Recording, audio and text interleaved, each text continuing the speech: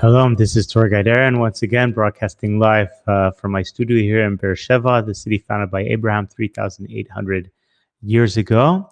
We're doing a take two on class number 10 because we had some problem with the broadcasting app freezing up. Hopefully it's just a one-time fluke technical difficulty. And hopefully everything should go smoothly now. Welcome to my mom who's watching, and welcome to everyone who's coming into the virtual studio. If you were watching before and you got and you came back, just drop a comment so that I see that that you're back with me. And in just 1 second, we're going to get started reading from the book. Just to remind you, we are doing verse 20. Hi, Violante, welcome back. Anyone else who came back, let me know. We're doing verse 20 till the end of chapter 4. So we're in chapter 4 of Proverbs, verse 20 till the end of chapter 4. This is going to be a relatively short class. And I'm just going to start over the two verses that we did. Hi to Pedro. Hi to David Gilmore. Hi to Nancy Summerland. I'm glad to see you guys are here. So I'm going to redo the 2 or 3 verses that we did because also when it's archived on YouTube, I'm just going to archive this class and not the one that got cut in the middle. So we'll just have a clean start. Let's get started reading from the book. Let me just pull up the text here. Okay. Now you should have the text. And let's get started. Hi, James Schmidt. Welcome. Okay, Bini lidvarai hakshiva la'amarai hat oznecha. Hold on, you couldn't see the cursor.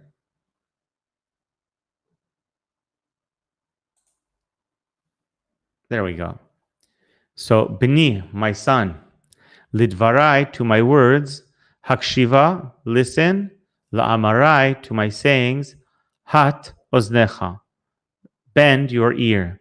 So as we said before, that is King Solomon introducing a new list of lessons that he wants to teach us. This is the third time that we have this in chapter 4 of Proverbs, where he starts with this opening of my son to try to tell us how important it is and how beloved is the one who goes according to that. I see that it's freezing up again, which isn't promising, but let's see what happens.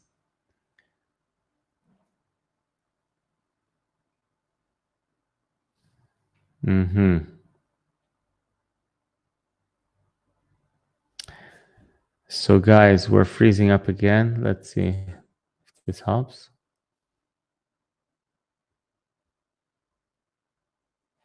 Hi, Ricardo. Welcome. I might have no choice but to go back to the old format. Let's see if that helps. Let's.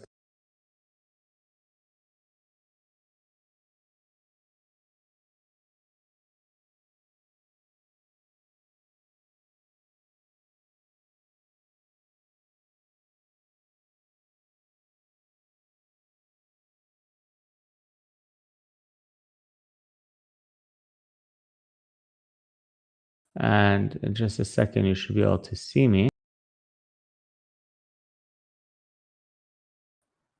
Okay, there we go. Now, let me get the text up using the old format. And we'll put it up like that.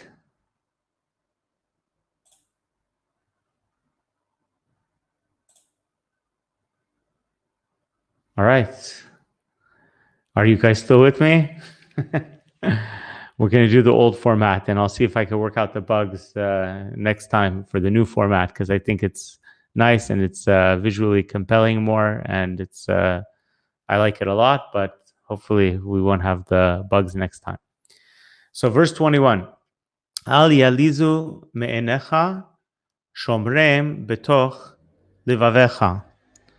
To translate, Al yalizu, they should not go astray.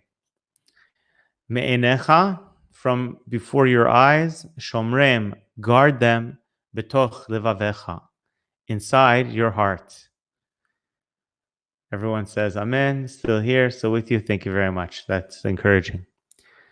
So King Solomon says that the words of the Torah should never go away from before your eyes, and you should guard them inside of your heart. And here's where we got messed up in the last attempt. Verse 22. Ki chayim hem lemotzeehem ulechol bsaro marpeh. To translate, Ki, because chayim, life, hem, they are, lemotzeehem, to those who find them or discover them.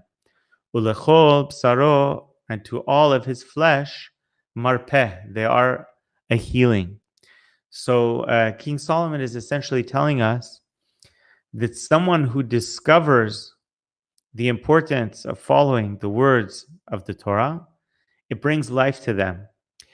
And Chaim, life, when you say just in the abstract, you would assume that it means spiritual life. The spiritual life in this world and the spiritual life in the world to come. But King Solomon goes further and he says, Ulechob saro marpeh. They are a healing to all of his flesh. That is to say that when a person keeps close to the ways of Torah, it will cause them to have also physically a more healthy and a better life. For example, the Torah prohibits us to eat certain kinds of foods. This prohibition is only for Jewish people, of course, but the types of animals that the Torah generally prohibits the Jewish people from eating are animals which are extremely violent, which are predators. Also with the fish, those fish which are bottom feeders, it prohibits us from eating. And I don't want to make it sound like I'm saying that we understand exactly why God prohibited those things, but I'm sure that God has reasons beyond anything that we understand. But it's evident that there's a pattern that, at least for the Jewish people, who God prohibits us from eating those kind of foods, that He's trying to steer us towards eating foods which will inculcate in us more humane and more righteous kinds of traits and healthier types of foods, even though, of course, the reason for the prohibitions, we shouldn't claim to understand them, because anything that God commands, besides those reasons which may be evident to us and we can understand, there's always the deeper spiritual reasons that we can't necessarily understand. But even if you just look at those kinds of prohibitions about what kind of food is permitted and what kind of food is not, you can understand that it's also a healing for the flesh and not only for the spirit. So even though the primary concern should, of course, be the concern of the spirit, but King Solomon says, even if it's the flesh that concerns you, keeping the way of the Torah will be healthier and more successful for you in a physical way as well. Verse 23. Mikol mishmar nitzor libecha ki mimenu totzot chayim. So here's the first really concrete piece of advice that King Solomon tells us what we need to focus on in order to stay on the path of Torah. He says like this, Mikol mishmar, more than any other thing that you guard or protect. The word mishmar means like someone who's on mishmar, it means they're on guard duty. So like in the army, someone who is posted at a tower and told to stand in that tower for the next tower for many hours and make sure that no enemy comes, that person is on mishmar. He's on guard duty. So King Solomon says, Mikol mishmar, more than any guard duty that you do, nitzor libecha, control your heart. Control your heart, protect your heart, keep your heart in check more than anything else that you guard. So he's painting a picture of somebody who is put on guard duty to keep the enemy out. Well, King Solomon says the biggest enemy that you have to control is your heart being led astray. It says in Deuteronomy, Lo taturu achrei levavchem v'achrei einechem, do not turn aside after your heart and your eyes, that you turn astray after them. So we know that the eyes and the heart are the beginning of how a person ends up on the wrong path. The eyes see something that they want that's not necessarily something that you need or that you deserve or that belongs to you or that you have the right to have. And it causes the heart to desire.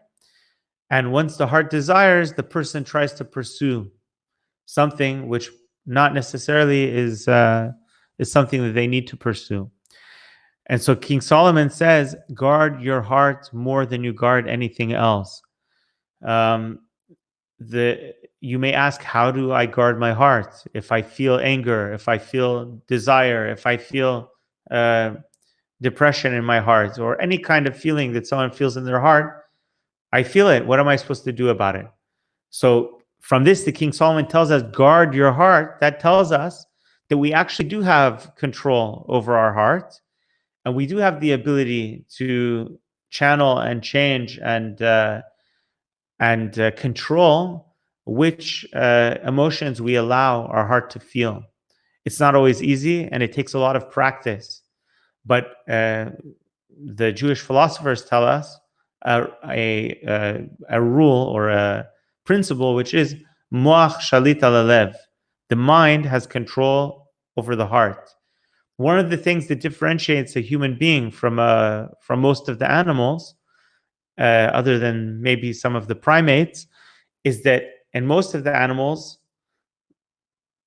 hold on, it looks like we froze for 1 second. I think we're back. In most of the animals, let me know if you guys can hear me okay. In most of the animals, the head is down on the level with the heart. The animal walks on all four, and the head is down looking at the ground. So the head and the heart are on the same level. Whereas the human walks upright, and by walking upright, his mind is elevated above his heart. And that symbolizes that the mind should always have control over the heart. Wisdom should always have control over emotions. Nancy Summerlin says, for Adam and Eve, was it their heart and eyes that brought them down? Absolutely. It says that they saw that the etz is nechmad lemareh v'tavahi le'enayim. It is beautiful to look upon and desirable to the eyes. And then they desired it. So Eve, or in Hebrew, Chava, exactly saw the fruit of the tree of knowledge of good and evil, which at that time was the only thing which was prohibited to them in the whole world. And when she saw it, she desired it because it was beautiful and it looked delicious. And because she desired it, she ended up stumbling in the sin of eating from the tree of the fruit of knowledge of good and evil, the pri etzadat, as it's called in Hebrew. So King Solomon says, just like, for example, you might put a fence around something and guard that nothing foreign gets in, you need to do the same thing with your heart. You need to build a fence around your heart and only allow your heart to feel those things which are appropriate to feel. And the way that, who is the one who guards your heart? Your mind. Your mind, which studies the words of Torah and contemplates the words of Torah and knows, or at least should know, the difference between right and wrong, between good and evil, and between emotions which are healthy and beneficial and emotions which are unhealthy and detrimental. That mind should control the heart. And it may sound impossible to some people, but I'm telling you, the more that someone practices controlling their emotions, the more they get control over it. For example, if you start to feel angry, the rabbis in the Talmud tell us, as soon as someone starts to feel angry, they should shut their mouth immediately. They should close their mouth and not say anything, because saying actually works up the anger more. So when a person feels angry, it's a common sort of folk wisdom, count to 10 or something like that. That is very good advice. If you feel anger, don't allow yourself to feel anger. Don't say anything. Don't do anything. Don't act out of anger. A person should actually never act out of anger under any circumstance, because nothing good can come out of acting out of anger. there may be something that justifies anger, and still for you to act out of anger would be inappropriate. Even someone who, you're in a war, let's say, an actual war, you're a soldier and you're being attacked by the enemy. If you fight the enemy out of anger, you won't fight them as effectively as if you fight them coolly and calmly with your mind controlling your heart.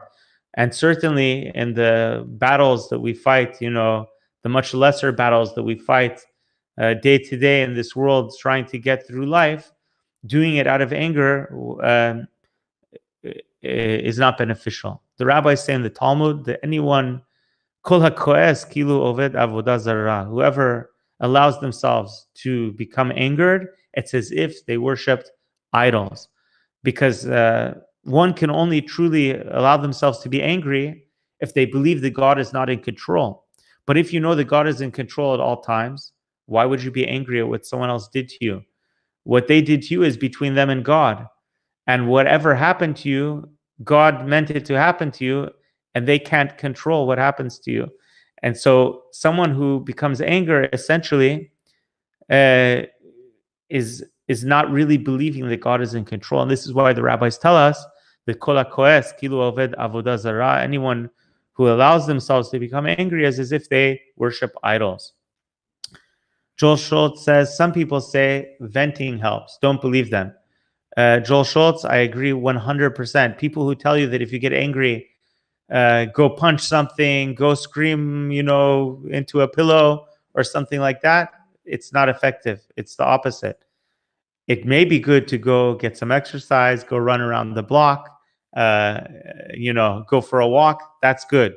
But anything that you can't vent anger. Anger has to be suppressed until it disappears. And the mind has to take over. And the only real way to do that effectively is if you believe in God. If you believe in God and you believe that He controls everything that happens in this world and that nothing can happen to you that He didn't allow to happen to you for some reason, then if you believe that, it's not really possible to be angry. And actually, anyone who is angry ultimately is angry at God because everything comes from God. Now, you may ask, do people not have free will? Does a person not have the ability to injure me? The answer is yes, people have free will. And at the same time, everything that happens to you was determined by God that it will happen to you. And the way the rabbis explain that in the Talmud is, Megalgalin zchut al yedei zakai umegalgalin chov al yedei chayav. God brings about a reward through someone who is a person who deserves reward, and He brings about an obligation through someone who is a person who's obligated. And for example, it means, someone comes and punches you in the face. Well, according to the Torah law, you can take that person to court and sue him for damages and for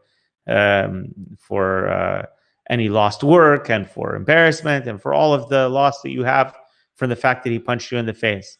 And he has to be punished for that according to the Torah law. And nevertheless, even though he's punished for that, you were meant to get punched in the face. And if he had not chosen to do it, someone else would have chosen to do it. In other words, God brings about someone who is ready to sin and who plans to sin, and He causes them to sin against someone who deserves to get some sort of thing happen to them for whatever reason. And so everything that happens to us comes from God. It's just that person gets a punishment because it didn't have to come through them. If they hadn't chosen to do it, God would have lined up the next person who is ready to do that, and they would have chosen to do it. He would have put them in the situation to be the one who's there at that time to do that. So I'm using anger because anger is the most egregious of the emotions that the people feel all the time, and they feel justified in doing so. You may be justified in doing so, you may not be justified in doing so, but anger is detrimental. You have to try to always, the moment you feel it welling up in your heart, you stop what you're doing, you bite your tongue, don't say anything, don't make any decisions, don't act until it dissipates. And then you can move forward. But it's true about all emotions. It's true about love. It's true about hate. It's true about joy. It's true about sadness. we should only allow ourselves to feel joy over that which one should take joy in. For example, if you take joy in seeing someone else suffer or seeing someone else, get their dues or something like that, that's not the kind of thing we should take joy in. We should take joy in seeing someone else do well or succeed or something good happen to them or them have some sort of celebration. That should give us joy. And when we feel joy welling up in our heart over such things, we should talk about that joy in order to strengthen it and share it with others. But when we feel it coming over something which is not appropriate, we need to, through the tool of our mind, suppress it. And every time that you suppress it, it actually is less likely to pop up next time. And so even those emotions which are, so to speak, neutral, in other words, they're not intrinsically bad. Sadness is not intrinsically bad. Joy is not intrinsically bad. Pride is not intrinsically bad. There are certain emotions that are not intrinsically bad. They have their place and their time. We have to allow ourselves only to feel them and to realize them in the proper context and with the proper goal in mind. So that's what King Solomon says in verse 23. It's a short and simple verse, but it really contains within it a huge message, which is more than you protect anything else. Nitzor libecha, control your heart, protect your heart, guard your heart.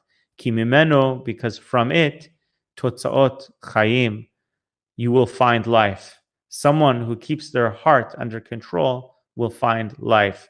Someone who doesn't keep their heart under control, this life will turn into a living hell for them. And their heart will lead them to constantly find themselves in situations that they shouldn't be in, that they don't need to be in. And it becomes a vicious cycle of wanting something that you shouldn't want, and therefore getting involved in something that you shouldn't be involved in. And that leads you further and further and further off the path of where you should be. Verse 24. Haser mimcha ikshut pe ulezut sfatayim harchek mimeka. Now to translate. Haser mimcha, remove from upon yourself, ikshut pe, crookedness of the mouth, ulezut sfatayim, and crookedness, it's another word for crookedness of the lips, harchek mimeka, distance it from yourself. There's two basic ways to understand this verse. The classic Hebrew commentaries look at it in two different ways. One way that the commentaries, I would say the more literal translation that you find in the classic Hebrew commentaries is that this means that it's talking to it's addressing you, and it's saying you should keep away from any crookedness of speech or crookedness of the lips. In other words, speak straight, say what you mean. Don't speak in riddles. Don't hint to things, allude to things. Don't say things which are half-truths or which are meant to deceive people. It's more than speak the truth. It means don't even speak something that could be misunderstood. Speak straightly, speak clearly. And that's one explanation of what it means. Ikshut peh, crookedness of the mouth, lezut sfatayim, crookedness of the lips. Keep it away from you. That is to say, don't even think about behaving in that way. That is one approach how to understand this verse. Hi, let it be from Reno. Hi, James Schmidt. Hi, Cheryl, and everybody who's commenting. I just want to acknowledge you in the chat. Another approach of how we read this verse is that if you guard your heart, like in the previous verse, and you control your emotions, then you will remove from upon you crookedness of speech. In other words, other people speaking about you in a crooked way. So that's another sort of interpretation of this verse, which is equally legitimate. I think both readings both readings fit within the verse and can certainly they're both certainly good lessons. One lesson being speak straight, speak clear, and don't speak crookedly. The other lesson being if you behave yourself and you control your heart, then other people will also speak good about you. Verse 25. Enecha lenochach yabitu va'afapecha yashiru negdecha. Your eyes, enecha, your eyes, lenochach, straightforward. Yabitu should be looking. Va'afapecha, afapecha, some translate it as like your eyelashes, and others translate it as the dark of your eye. Yashiru negdecha, should be straight before you. What does this mean? So again, your eyes should look straight ahead. Lenochach yabitu. The word nochach literally means facing the one in front of you. So like you're talking to someone, look them in the eyes is what it's saying. Look the person that you're talking to in the eyes.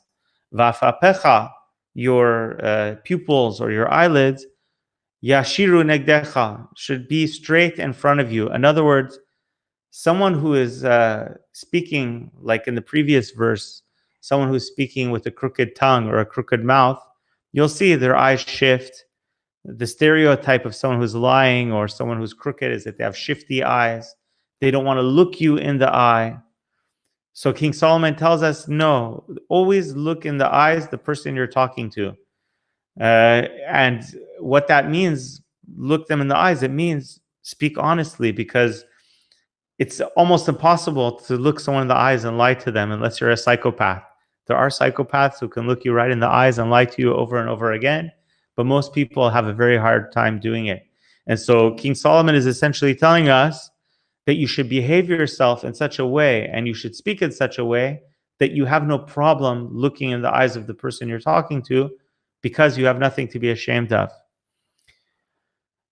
Verse 26. Pales ma'agal raglecha v'cho drachecha yikonu. Now to translate, pales means level. Actually, the tool called the level in Hebrew is called peles.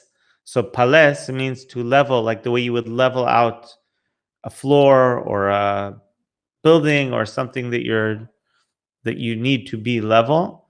So he says, level ma'agal, the paths, raglecha, of your feet, v'cho drachecha yikonu, and all, v'cho and all, drachecha, of your paths, yikonu, will be appropriate or will be prepared before you. In other words, you will arrive to the place that you seek to arrive. What does that mean? What does it mean, level the paths of your feet? So one explanation that we find in the commentaries is that what does level mean? It means balance. In other words, there's the extreme right path, there's the extreme left path, and then there's the level path, the middle path, which is the path of balance.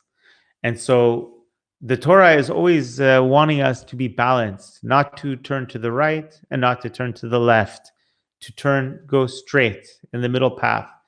You know, I don't want to get into politics in this class ever.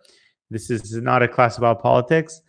So I'm not speaking about any particular politics. I'm going to speak just about something in general, which is in the world of politics, people speak about the right and the left. So without going into what's better about one side or the other, I will just say that the second something is called right or left, it's by definition wrong according to the Torah, because the correct path according to Torah is to be balanced between right and left. And if you look, for example, at the teachings of the Torah, you will find some teachings of the Torah that you might call sort of right kind of teachings in the political sense, and others that are very left. you find things like the death penalty for adultery. That's a very almost fascist or something kind of teaching, right? It's only the most right-wing person today would advocate such a thing, and maybe even most of them wouldn't. On the other hand, you find social legislation like tithing to the poor, and it's obligatory; it's not voluntary.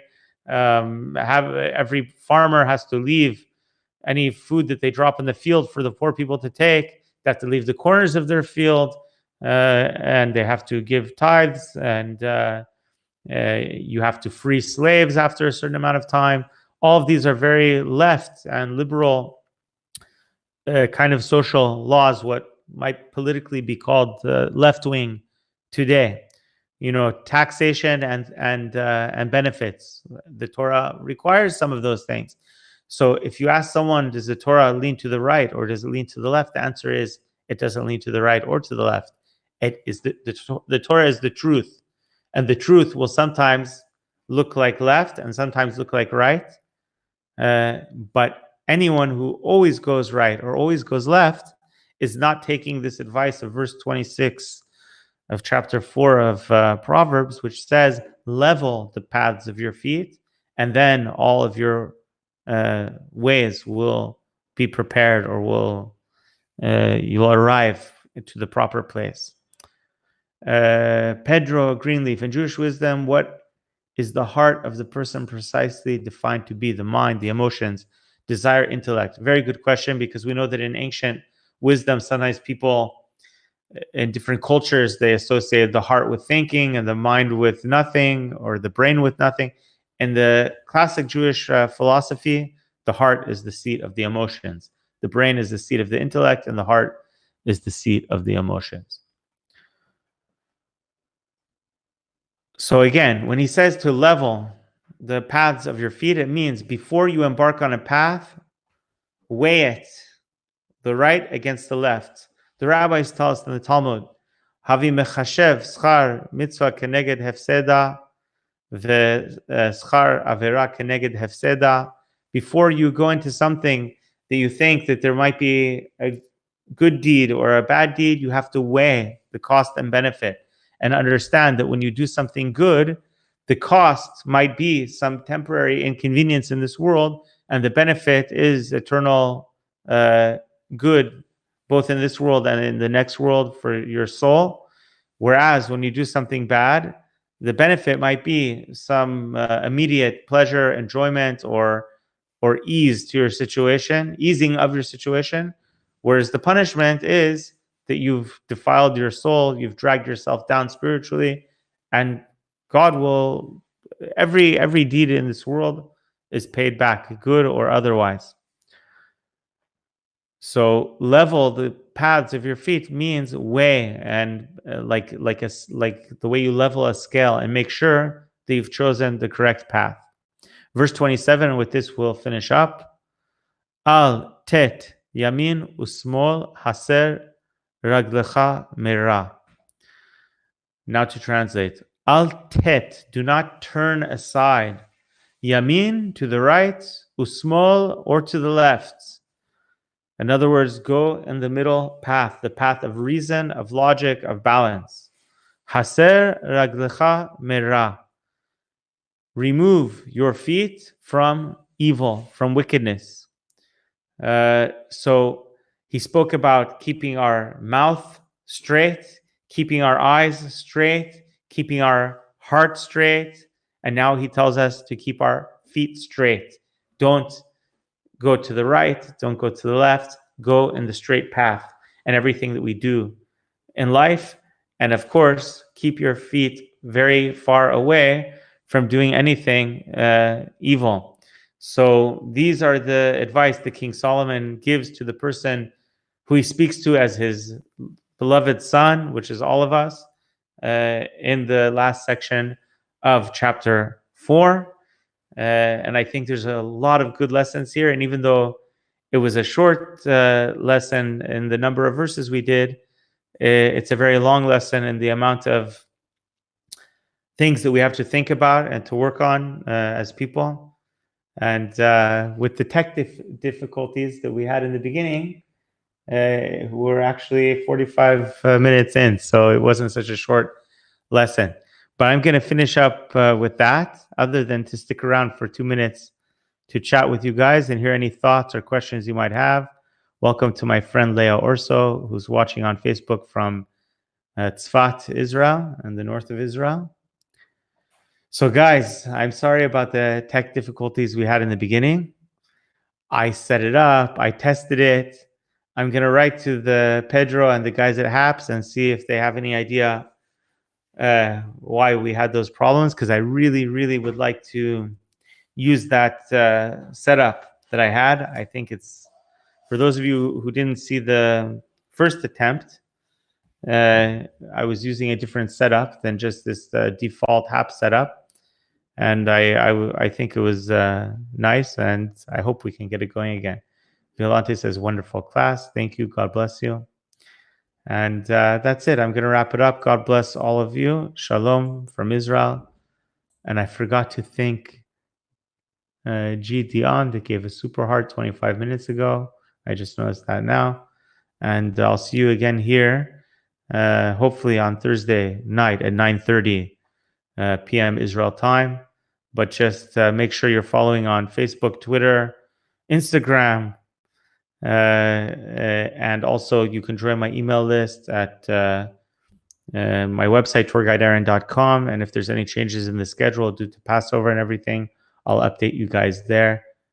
Shalom.